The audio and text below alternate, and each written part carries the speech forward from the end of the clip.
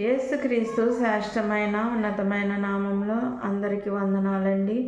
దేవాతి దేవుని మహాకృపను బట్టి ప్రతి ఒక్కరికి నా ప్రత్యేకమైన వందనాలు తెలియజేస్తూ ఉన్నాను. ఈ వాక్యాన్ని అనేక మందికి షేర్ చేయమని అడుగుచున్నానండి. దేవాతి దేవుడు ఈ దినాన్న మనతో మాట్లాడుచున్న అంశం ఏంటంటే, నిరపరాధిగా నీవు ఉన్నావా అనే అంశం ద్వారా ఆయన ఈ దినాన్న మనతో మాట్లాడుచున్నారు. అయితే అపోస్తలుడైన పౌలు కొరింథీకి రాసిన మొదటి పత్రిక 1వ అధ్యాయము 8వ వచనము, మన ప్రభువైన యేసుక్రీస్తు దినమందు మీరు నిరపరాధులై ఉండునట్లు అంతము వరకు ఆయన మిమ్మును స్థిరపరచును. దేవుడి పరిశుద్ధ వాక్యము దీవించునుగాక. ఆమెన్. ప్రార్థన. మహోన్నతుడ, మహిమగల రాజా, సర్వోన్నతుడ, సర్వాధికారి, నీ కృపగల నామంలో స్తుతి స్తోత్రములయ్యా. ఈ దినాన్న మీరు మాట్లాడుచున్న లేఖనాన్ని బట్టి వందనాలు, స్తోత్రాలు. నిరపరాధులుగా మీరు జీవిస్తున్నారా అనే అంశం ద్వారా మీరు మాట్లాడుచున్నారు. అవును ప్రభా, మేము నిరపరాధులుగా ఉన్నామా లేదని నాయన మా యొక్క జీవితాన్ని మేము ఒకసారి పరిశీలన చేసుకుని యొక్క నూతన సంవత్సరంలో తండ్రి నాయన ప్రభా నూతనమైన వాగ్దానాలతో నాయన ప్రభా నాయన నింపండి తండ్రి. స్తోత్రాలు నాయన. ప్రతి ఒక్కరి జీవితంలో నువ్వు ఇచ్చిన వాగ్దాన ఫలములు నాయన వాళ్ళ జీవితంలో నెరవేరడానికి సహాయం దయచేయండి దేవా. నీకు వందనాలు నాయన. నన్ను కూడా జ్ఞాపకం చేసుకుని నాయన ప్రభా నా పట్ల మీరు ఇచ్చిన వాగ్దానము తండ్రి నా జీవితంలో నెరవేర్చండి. అనేక మందికి సువార్త చెప్పడానికి నాయన మంచి జ్ఞానము నాకు దయచేయండి దేవా. నీకు వందనాలు. ఏదైతే వాగ్దానాన్ని సంవత్సర కాలంలో ఇచ్చి ఉన్నారో అది నాయన నెరవేరడానికి నీ కృప దయచేయండి ప్రభా. నీకు వందనాలు, స్తోత్రాలు నాయన. అనేక మంది హృదయాల్ని నాయన ప్రభా దున్నబడినట్లుగా సహాయం దయచేయండి దేవా. నీకు వందనాలు. అదేవిధంగా ప్రతి లేఖనాన్ని బట్టి నీకు వందనాలు, స్తోత్రాలు. ఇది నాన్న మీరు మాట్లాడుచున్న నాయన ప్రభా లేఖనం బట్టి నీకు వందనాలు, స్తోత్రాలయ్యా. మీరు మాతో నాయన సూటిగా తేటగా మాట్లాడమని నాయన చిన్న ప్రాణి సన్నిధానం చేర్చుకోమని నజరేనేస్తునాలు అడిచినాను తండ్రి. ఆమేన్.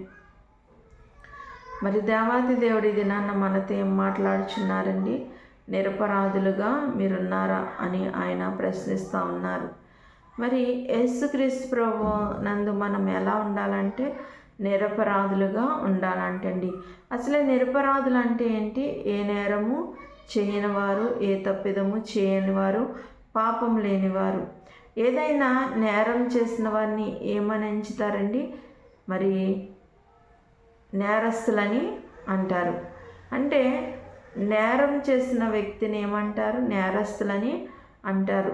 మరి ఏ నేరము చేయకపోతే ఆ యొక్క వ్యక్తిని ఏమంటారండి? నిరపరాధి అంటారు. అదే ఎవరైనా ఒక విషయంలో మరి ఏదన్నా తప్పుదం చేశారని మరి అబద్ధ సాక్ష్యము చెప్పి ఒక వ్యక్తిని మరి ఒక కోర్టుకి తీసుకెళ్లారనుకోండి, మరి ఆ కోర్టులో మరి లాయర్ వాదిస్తాడు కదండి.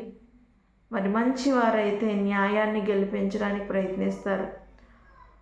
మరి ఆ వ్యక్తి వాదించినప్పుడు మరి ఆ యొక్క ఎవరైతే అపరాధిగా ఉన్నారో ఆ వ్యక్తి పక్షాన్ని వాదించినప్పుడు మరి తగిన సాక్ష్యాధారాలు చూపించి ఆ వ్యక్తిని మరి ఏ తప్పిదము చేయని వ్యక్తిగా నిరూపించినట్లయితే ఆ వ్యక్తి ఏమవుతాడండి?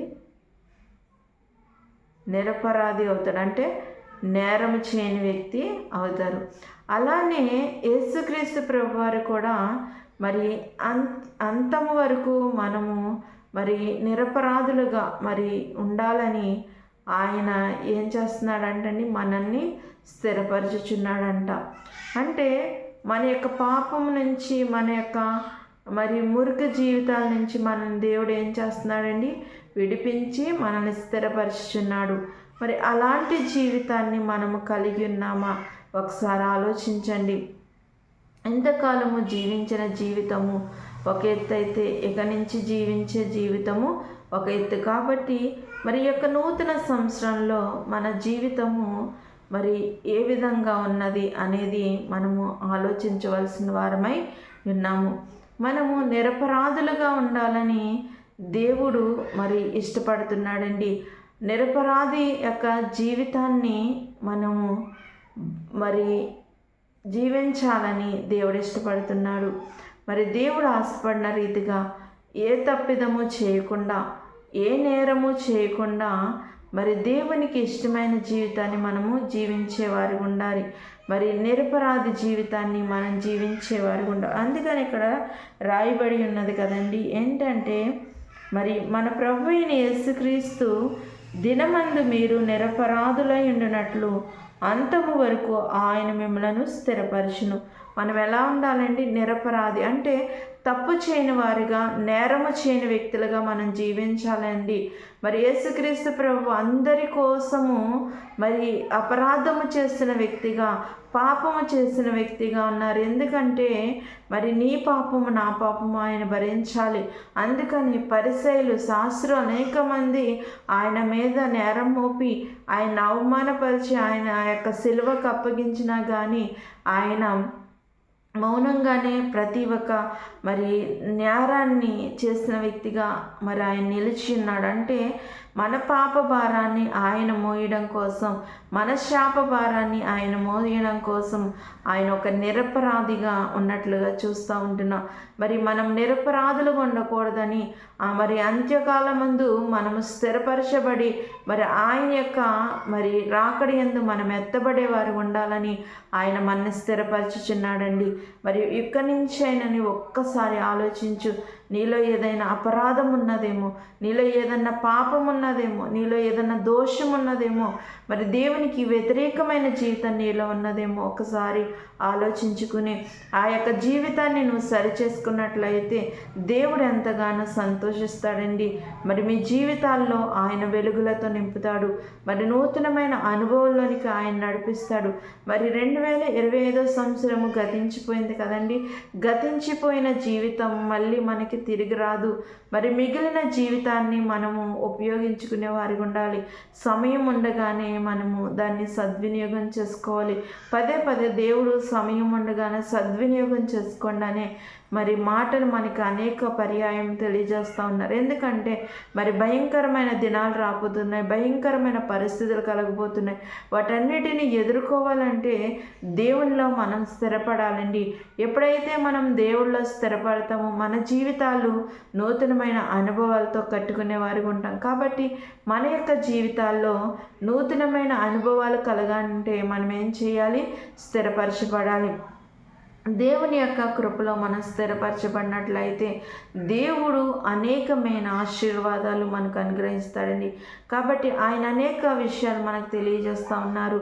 యేసుక్రీస్తు ప్రభువారు మరి లోకరక్షకుడుగా ఈ లోకానికి వచ్చి మనకి వెలుగునివ్వడానికి ఆయన అందరి కోసం బలి అయిపోవడానికి మరి జన్మించి ఉన్నారండి. ఆ పరలోక భాగ్యాన్ని, ఆ పరలోక సింహాసనాన్ని ఆయన విడిచిపెట్టాడు. మరి గొప్ప మరి జీవితాన్ని విడిచిపెట్టి మరి దీనుడిగా, రిక్తుడిగా తను తగ్గించుకుని నీ కోసము నా కోసము ఆయన ఎదురు చూస్తూ ఉన్నాడు.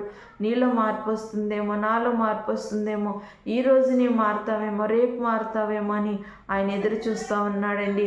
అలాంటి ఆయన కోసం మనం ఏమిచ్చి మన రుణం తీర్చగలమండి? ఈ దినాన్ని మనం సజీవంగా బ్రతికి ఉన్నామంటే ఆయన ఉచితమైన కృపే. దేవుడు నా పట్ల ఈ కార్యం చేయలేదు, దేవుడు నాకు అది చేయలేదు, దేవుడు నాకు ఇది చేయలేదని దేవుడి మీద నేరం మోపేవారుగా ఉంటాం. దేవుని మీద మరి నిందలు వేసేవారుగా మనం ఉంటాం. మనము దేవునికి ఏమిస్తున్నాం? దేవుడు మన యొద్ద నుంచి ఏమైతే ఆశిస్తున్నాడో దాన్ని ఇవ్వగలుగుతున్నామా? ఒకసారి ఆలోచించండి. దేవుడు వెండి బంగారాలు లేకపోతే ధనాన్ని నీ యొద్ద నుంచి ఆశించడండి. దేవుడు ఆశించేదల్లా నీ హృదయము, విరిగి నలిగిన హృదయాన్ని ఆయనకి కానుకగా నువ్వు ఇచ్చినట్లయితే ఆయన ఎంతగానో సంతోషిస్తాడు, నిన్ను బట్టి ఎంతగానో ఆనందిస్తాడు. ఆయన కోరుకునే బహుమానం మనం ఇచ్చుకునే వారిగా ఉన్నామా? ఒకసారి ఆలోచించండి. మన జీవితాన్ని స్థిరపరచడానికి, మన జీవితాల్లో వెలుగులు నింపడానికి ఆయన అందరి కోసం బలి అయిపోయాడు కదండి. మరి అంత్యజనములందు మనం స్థిరపరచడానికి ఆయన మరి ఆయన ఎంతగా ప్రయత్నిస్తున్నాడో అలాంటి జీవితాన్ని మనం కలిగి ఉన్నాం. ఒకసారి ఆలోచించండి. ఏ నేరము చేయని వారిగా మనం ఉండాలని దేవుడు ఆశపడుతున్నాడు. మరి మనము నేరం చేసేవారు ఉన్నామా? నేరం చేయకుండా మరి మన యొక్క జీవితాన్ని క్రీస్తు రక్తమందు కడుక్కుని మనము నిరపరాధులుగా ఉన్నాము. ఒకసారి ఆలోచించండి. మరి ఒకవేళ మనము అపరాధులుగా ఉంటే మన పాపాన్ని, మన శాపాన్ని, మనం చేసిన ప్రతి తప్పిదము మరి దేవుని ఎదుట విడిచిపెట్టి మనము నిరపరాధులుగా జీవించడానికి మరి పరిశుద్ధాత్మ యొక్క వాక్యం ప్రతి ఒక్కరి జీవితాల్లో ఫలింపజేయనుగాక. ఆమేన్. అందరికీ వందనాలండి. ప్రార్థన. మహోన్నతుడ, మహిమగల రాజ, సర్వోన్నతుడ, సర్వాధికారి, నీ కృపగల నామంలో స్తుతి స్తోత్రములు చెల్లించుకుంటున్నాను తండ్రి. ఎక్కడైతే నాయన 2-3 కూడి ఏకీవించి ప్రార్థన చేస్తున్న వారి మధ్య ఉంటాను సెలవిచ్చిన వాడు నీకు వందనాలు. మారినవాడ, మార్పు చెందినవాడ, సృష్టికర్త, జీవాధిపతి యేసయ్యనికి వందనాలు. మీరు మాట్లాడిన ప్రతి లేఖనాన్ని బట్టి వందనాలు, స్తోత్రం నయ్యా. నాయన నిరపరాధులుగా మేము ఉండాలని నాయన మమ్మల్ని స్థిరపరిచిన దేవా నీకు వందనాలు. ఈ అంత్యకాలం మందు నాయన అపాయకరమైన దినములు రాబోతున్నాయి కాబట్టి నాయన మేము స్థిరపరచబడ్డానికి సహాయం దయచేయండి. నీ కొరకు సిద్ధపాటు కలిగి జీవించగలగడానికి సహాయం దయచేయండి. మా పాప జీవితాన్ని విడిచి పెట్టినైనా మేము నిరపరాధులుగా నాయన నేరం చేయని వారిగా జీవించగలగడానికి సహాయం దయచేయండి ప్రభా. అనేక హృదయాలు ప్రేరేపింపబడి అనేక హృదయాలు తెరవబడినట్లు సహాయం చేయండి.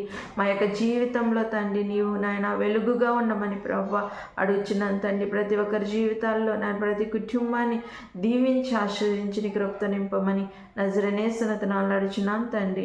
ఆమేన్. అందరికీ వందనాలండి.